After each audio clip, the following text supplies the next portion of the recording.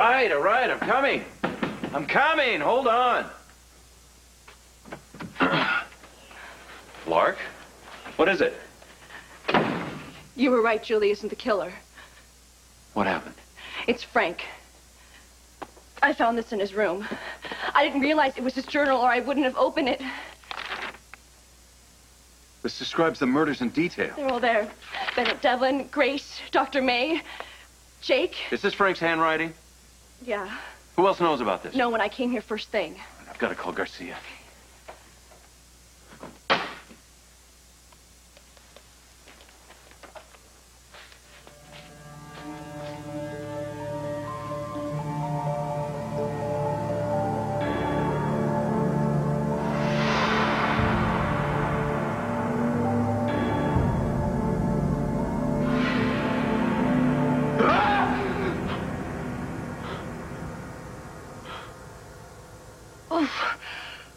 It is really hot in here again.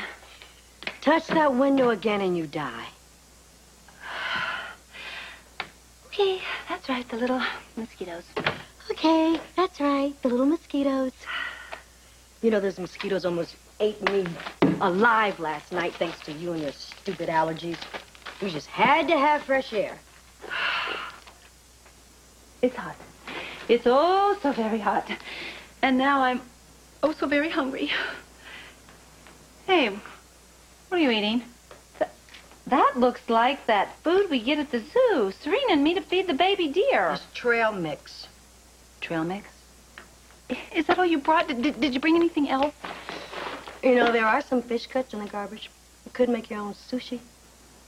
Very, very funny. My car! I brought my own snacks, and I'm not going to share. I have my own snack. Nanny, nanny, boo, boo. Good. Stay out there.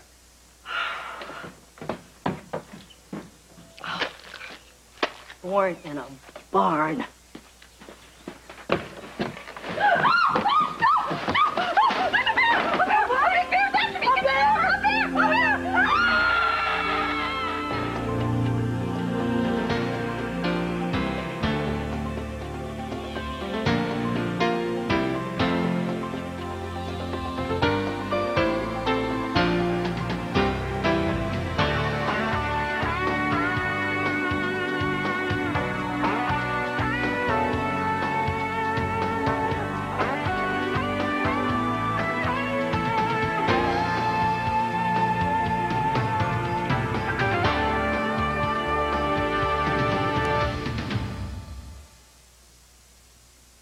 I just want to make sure that he finishes his meals. It's really important for me to keep his diet. Thank you. Thank you, Barbara. Hey, Matt. Hey. What are you doing here? I thought you were off to play Forest Ranger with Ellen. Well, if it isn't little Miss Troublemaker. All right, what'd I do now? Someone set a trap for you, and Ellen took the hit. What? Someone said what, is Ellen okay? Yeah, she's fine. But somehow the wires got crossed or something, and Lucy Coe got the idea that you were going to be up at the cabin? With you and Ellen? Oh, no. With Kevin. Oh.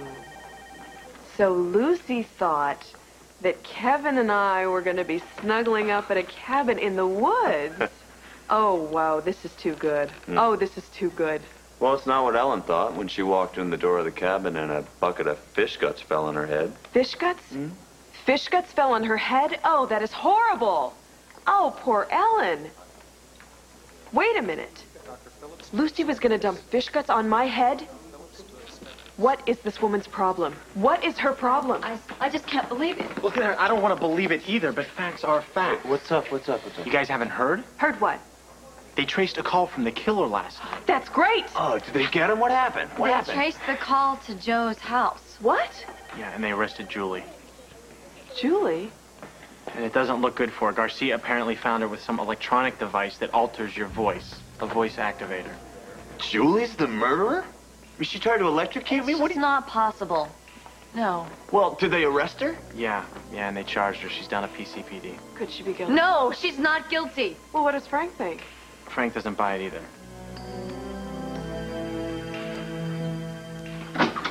Garcia, I have some information I think you'd be interested in. Yeah, shoot.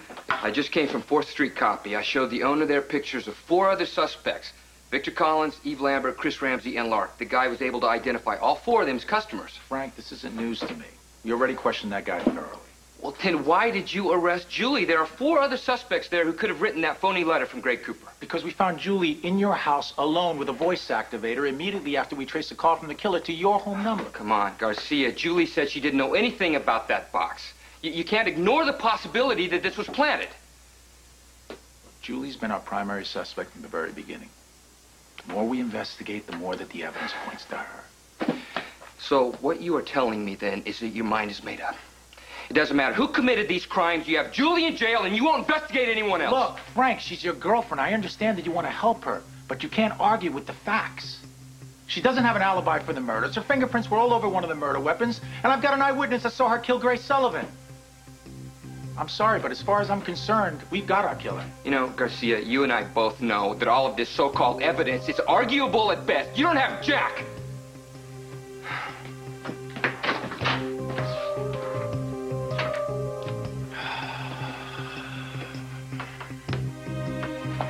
The more I think about it, the less convinced I am that Julie Devlin's a murderer. Well, her personality doesn't fit the profile of a serial killer. No, it doesn't.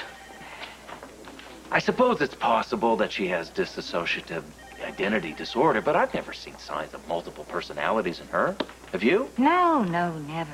I mean, it's possible that, she suffered some trauma in her early years that we wouldn't know anything about. But there's a few that we do know about. Her kidnapping from Greg Cooper, her brother's suicide. Now, it's possible that finding out that her father was indirectly responsible for her brother's death could have triggered another identity. I suppose. And under the circumstances, I mean, it certainly warrants investigation. Julie told me she thinks Lark is behind the murders. Now, Lark's framing her for it. Well, Lark is a very angry young woman, but I mean, Kevin, I can hardly believe that this teenage girl could terrorize this whole town. I know. But it's too early to count her out. You know her. I don't have to tell you how troubled she is. No, of course you don't. I mean, her background is just filled with neglect and abuse, and she definitely needs long-term counseling. In fact, I offered her free counseling, but she never took me up on it. There's another piece of the puzzle. When I tried to talk to Lark about the murders, she became hostile. She carries a lot of animosity towards psychiatrists. It seems her mother shipped her off to a string of them when she was growing up. And I think the mother was projecting her own problems onto her daughter. Now, Lark sees all mental health professionals as the enemy. But I felt that we had worked through her negative feelings about therapists. I mean, her experience with me seemed very positive. After her suicide attempt, and Frank's fall, I think she would have said anything to keep from being institutionalized. True. But what would motivate Lark to kill? We know she's not psychotic. So it would have to be a calculated motive. You mean one of revenge or resentment? Or control. I don't think Lark could kill for enjoyment. But she could kill to control the adults or authority figures in her life. Well, her anger against psychiatrists would certainly explain why she would try to hurt you. But she hates Julie, which would give her the motivation to try to implicate her. Kevin, I really think you're onto something.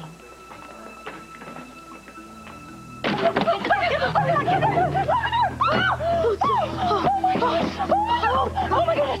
Okay. I don't think you can get in here, right? A bear can break into a locked car to get at a candy bar. He can open a can of peas with his claws. Oh, thank you for sharing. After the bear eats us, I'm going to kill you. Why? What did I do now? Waved a bag of junk food in front of a bear. I did not. I just went out to my car to get the bag, and when I got the bag, it kind of crinkled, and there was this huge big paw. Did you see how big that bear was? He was huge. I think he's got to be 6 feet tall. 8 feet, 10 bad bears! What are you doing with marshmallows?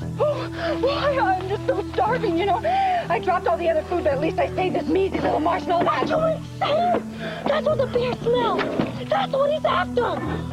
Oh, you got it. I'm not going out there. I'm not going out there and giving him my bag of marshmallows.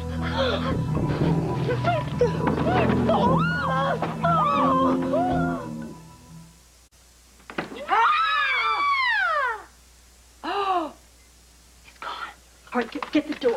Oh, no, you come with me. Let's get the door together. Come on, come on. Okay. Whoa, you know what? Our jump and yell has worked. You know, it would have scared the pants right off him if he's still here. Oh, my God. Oh, no. Boy, that bear must have been hungrier than I was. He even got all the candy. Oh, my nightshirt. Well, now, something good came out of that mean old bear after all. I just mean it was so unflattering. He didn't eat the nightshirt because he disliked how it looked. He ate the nightshirt because you made it smell like fish guts. Ew. Oh, but the bear did perform one humanitarian act.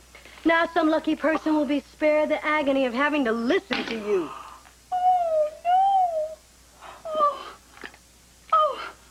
Oh, my poor baby. You're clawed straight in half. Yep, looks like we got everything. Oh, except my trail mix. Ha! See? That mean old bear would rather eat my cell phone than eat your disgusting trail mix. You know, never mind. There's got to be something else to eat around here, right? Because I am really hungry now. All that screaming and running around, my stomach's going to cave in. Those near-death experiences increase my appetite, too. Want some? Dear food. You know, if my trail mix is not good enough for you, you can take your fanny and hike the 5 miles to the store. Uh-huh. There is a bear out there, like I'm going to go for a hike with my fanny. Oh, you know what? I don't care what you do. I don't care if you starve to death as long as you do it away from me.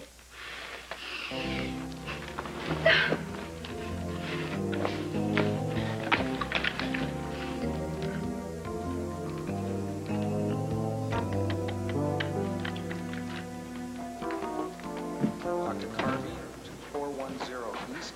Dr. Sherry Carvey to 410 Lark, East. hey, I just heard about Julie's arrest. Pretty freaky. I came home and there were cops everywhere. Garcia was dragging off Julie in handcuffs. Oh, that's horrible. I mean, for me, that's nothing. I saw the cops take out my mom in restraints plenty of times.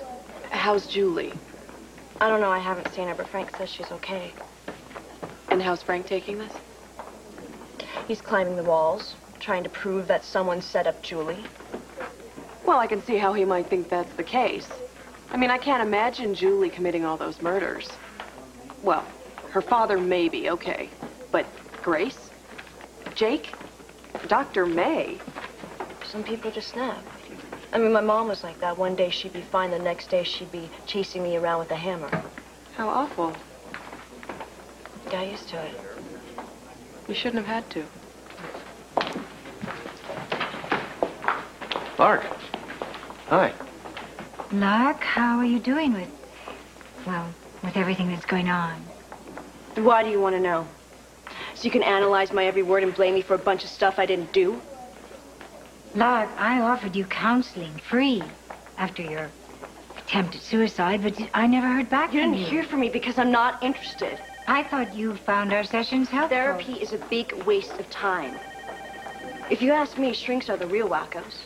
I mean, that's why they became shrinks in the first place, to figure out why they're so screwed up. It's not a bad idea. But it's not always the case, either. We're not out to get you, Lark. We're just trying to offer our help. I don't need your help because I didn't do anything wrong. That's what this is about, isn't it? Like mother, like daughter. My mom is crazy, so you figure I must be too. Well, I'm not. Lark, no one ever I said can you see were. what you're trying to do. You can't believe Princess Julie could possibly kill anyone, even though there's enough evidence against her that said she did. No, it has to be me, because I'm the one with the screwed up background. You know, if I came from a rich family like Julie's, you'd never accuse me of anything. Dr. Rodriguez to 715 East. Dr. Roland Rodriguez to 715 East. Well, from one wacko to another, that is one kid with a big grudge.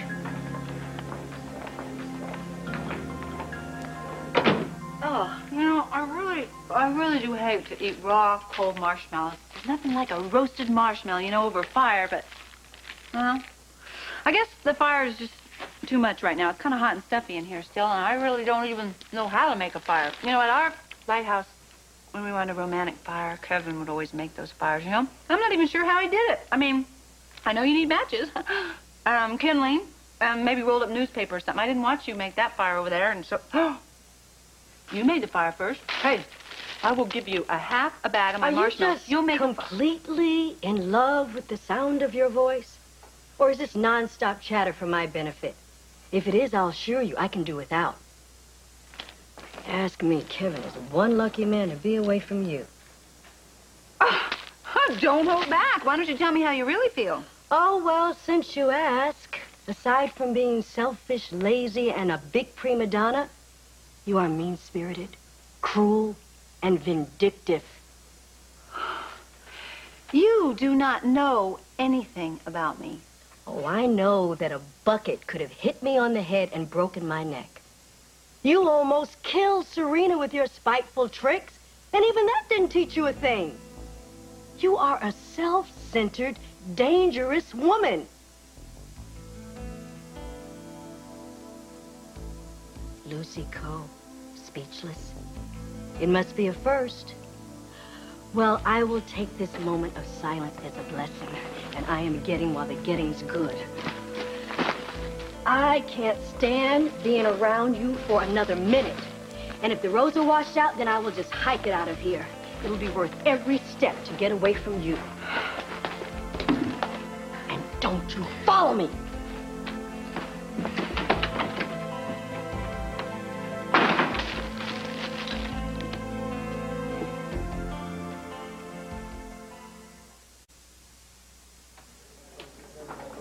Julie, you okay? Do I look okay? Bad night, I'll bet. It was a nightmare. I can't stand being in this place.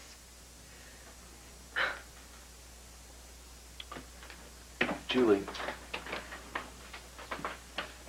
I take what you say about being innocent seriously. And I feel a responsibility about these murders because I wrote the book they're based on. And I want to make sure that the right person's put behind bars. I didn't have anything to do with these murders. I want to ask you a few questions. If you're innocent, then you won't have anything to hide. Will answering your questions help me to get out of here? Maybe. Then ask me whatever you want, anything to get out of this hellhole. Okay. Have you ever experienced blackouts? Gaps in time which you can't account for? No, I've never had anything like that. Have you ever heard voices? Or ever had an urge to do something that's completely out of character? I don't hear voices. And as for wanting to do something out of character, sometimes I fantasize about being someone I'm not, like a movie star or something. But I never think about doing anything illegal or anything I consider to be immoral. And I certainly don't fantasize about murdering people. Okay. Thanks for your help. Is that it? It is for now. Wait a minute, what about Lark? Did you find out where she was when you got the call from the attacker? She's the one who should be behind bars, not me! She's the murderer! Detective Garcia, Frank Scanlon. I found something that will clear Julie. She asked me to search through Lark's hospital locker for anything that might prove that Lark set Julie up, and I found something you need to see. It's a receipt with Lark's name on it. It's for a voice activator.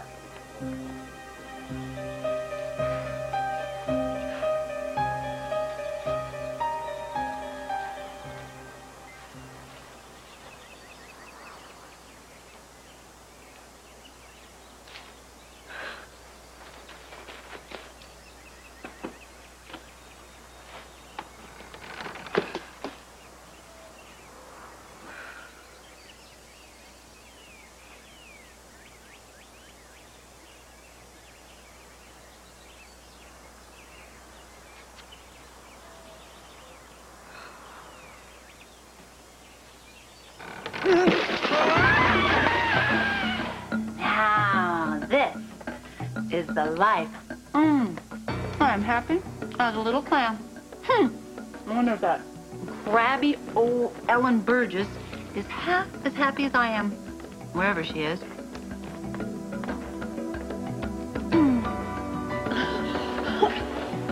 Oh, ankle. Damn it. Help! Help! Help!